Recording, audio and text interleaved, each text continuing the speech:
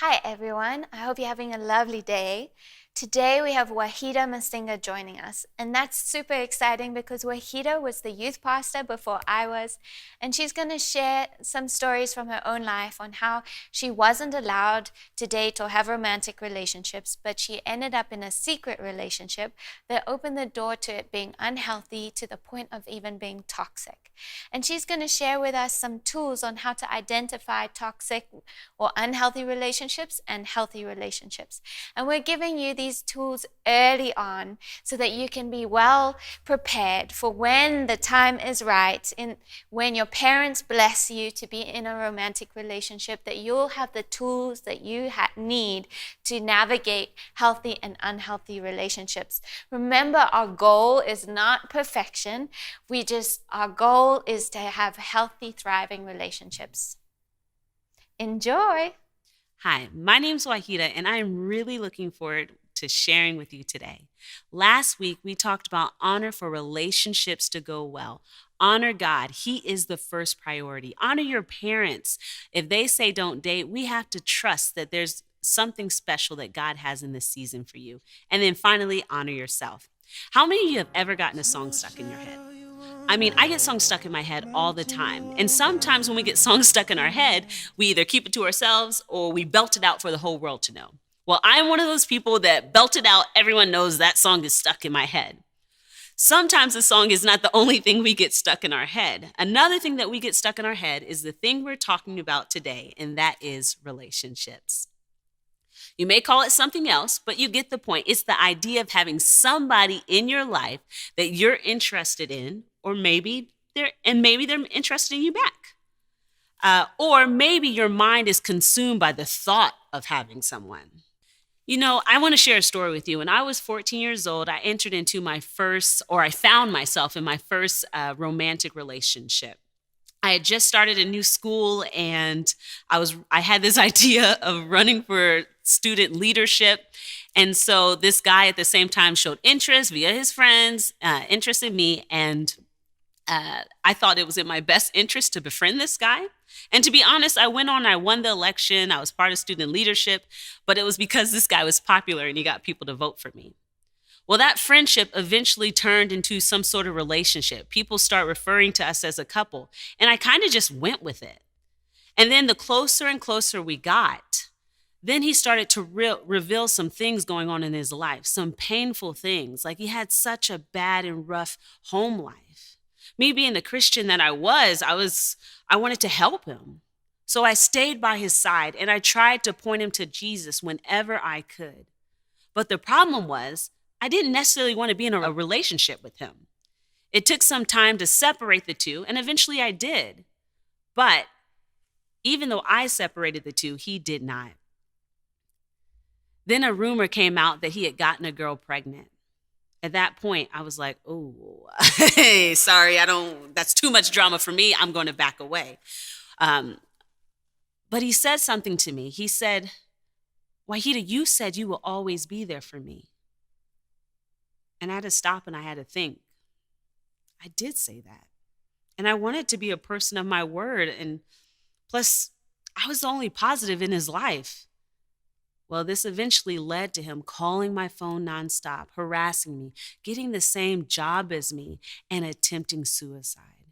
This boyfriend was a toxic relationship. And there were warning signs right from the beginning. My goal in the time that we have remaining is to show you how to recognize these warning signs and to encourage you to apply wisdom in all your relationships, the romantic ones, authoritative relationships, and even in friendships.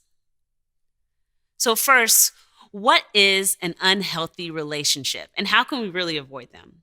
An unhealthy relationship is one that does not build you up as God's son or daughter. It distracts you from God's purpose, and it is detrimental to you and your other relationships, including the one with God and your family.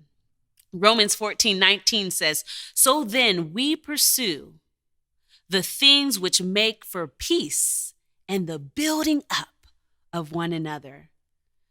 You may not have experienced such a dramatic, unhealthy relationship or toxic relationship as I have. But toxic relationships can quickly spiral out of control. And before you know it, you could be in a situation of real emotional strain. The relationships you encounter in high school and onwards can have a real lasting effect on how you perceive yourself and how you live your life. That's why Proverbs 4:23 says, "Watch over your heart with all diligence, for from it flows the springs of life." So, how do we recognize an unhealthy, toxic relationship? In the ideal world, we would never come across an unhealthy relationship. But unfortunately, we live in a fallen world that's full of broken people, and pain and hurt is experienced by us all. Sin is abundant and thus toxic. Toxic meaning acting as or having an effect of poison. A toxic relationship can be harmful to your life, and as we already said, your spirituality, even your health, and your family. So here are a few signs. I just want to give you a few examples of these. First, a sign that it's an unhealthy relationship is if it's all about obsession and infatuation. You think, eat, dream, whatever this person, it's all about this person. Or maybe there's less where it's completely physical. You see the person and you're like, and you know what I'm talking about, lust. Another sign is emotionally draining. Like the song stuck in your head, it seems that there's always some sort of issue that takes your time and energy. Another thing is damages your self-esteem or makes you feel insecure. This one can sometimes be hard to see because it's subtle, but I remember one of my friends saying this guy would tell her how beautiful she is. You're so beautiful, but your teeth are a little crooked. So it damaged her self-esteem. Manipulative, often via false guilt. That's what happened to me. The guy said, "You said you would be here." And I felt so guilty. Emotionally abusive. This is seen in control, respect, controlling everything, disrespecting you in ways, intimidation, and fear of disappointing. Fear. Also, if it leads you into sin, if they don't say no, take no for an answer, if there's no compromise, it's all one-sided and all about them. Another thing is your best friends and family don't like the way the person treats you. Notice, I did not say your best friends don't like them. I said they don't like how they treat you. Another thing is secretive. Having a secret relationship opens the door for the relationship to go toxic because you don't even know you might not know if it's bad or not because you're just in it. So, for example, in my own life, if I would have shared with my family what was happening, then maybe they would have been able to tell me, "Hey, Wahida, that's actually not healthy and that's not for you to take on." These are just a few signs of an unhealthy relationship. My plea with you today is to take the time and examine your relationships, the romantic relationships, your friendships, and other relationships, and see if any of these things are present. So, what do you do if you're in an unhealthy relationship? What if you looked and you're like, "Ooh, actually, there's some things, whether it's a friendship or a romantic relationship." And the first thing I want to tell you to do is to enlist support from friends and family. What I mean by that is tell your friends, "Hey, this is what's happening." Open up the door to tell your parents. If it's already a secret or you don't have that way of communicating, this can be very hard. But when the time comes of breaking off, if and so forth, they'll be there to support you.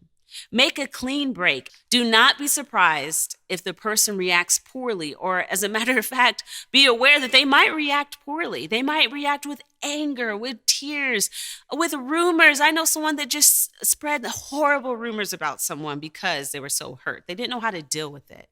Or begging. You obviously care about the person, but do not think temporary relief will bring lasting change. Decide once and for all that you are going to end it. I say that because some people are like, "Oh, we're over." No, we're not over. And it goes back and forth. Look, that is just emotionally draining already. And you're playing with someone's emotions and yours. So pray and ask the Lord for help in all of these areas.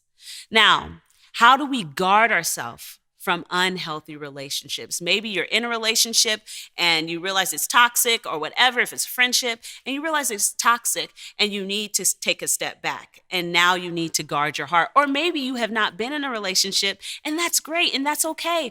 But you need to learn to guard yourself from an unhealthy relationship. Here's what you can do. There's so many things that we can talk about, but I'm just going to bring up two things to look at. The first one is focus on the healthy relationships you have in your life before anything else. There's a myth out there that says you have to get experience, and this is far from the truth. The best experience you can have out there that truly prepares you is knowing and receiving the love of God. Ephesians 2:4-5 says, "But God, being rich in mercy, because of the great love with which he loved us, even when we were dead in our trespasses, made us alive together with Christ." Love, those healthy relationships, that's actually what teaches you and prepares you for marriage if that's what God has down the line for you. The second thing I want to tell you is just be practical, be wise, apply wisdom. Proverbs 3:13-14 says, "Blessed is the one who finds wisdom and the one who gets understanding, for the gain from her is better than gain from silver and her profit better than gold." You have heard these lists of unhealthy relationships, signs of unhealthy relationships. You can usually pick out in the beginning, something's not right. As Christians, sometimes we think it's all up to us to make the best choice. It is true that God has given us free will as a gift, but he has also given us wisdom. Seek out people, godly people who have walked that road or that chapter already, and share with them whatever these relationships are. And they can give you wisdom. So you don't have to do it all by yourself. In closing, I want to say that the innermost part of your heart is not a spot just for anyone. It's a big deal.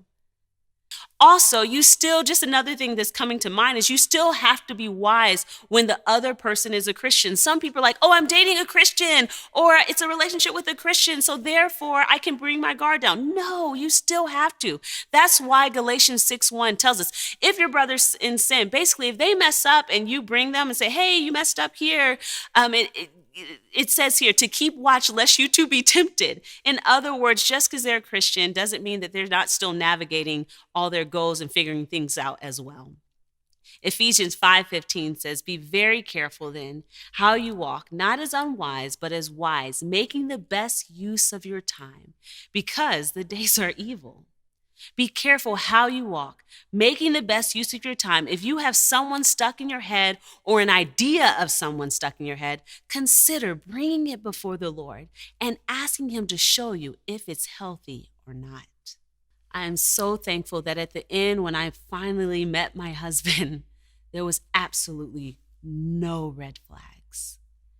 And I learned what a healthy, godly relationship looks like. My prayer is that for you as well. Until next time. Thank you so much for sharing, Wahida. That's so empowering. I loved what Wahida said at the end about to guard against unhealthy relationships, focus on your other relationships, other healthy relationships. And it's so true.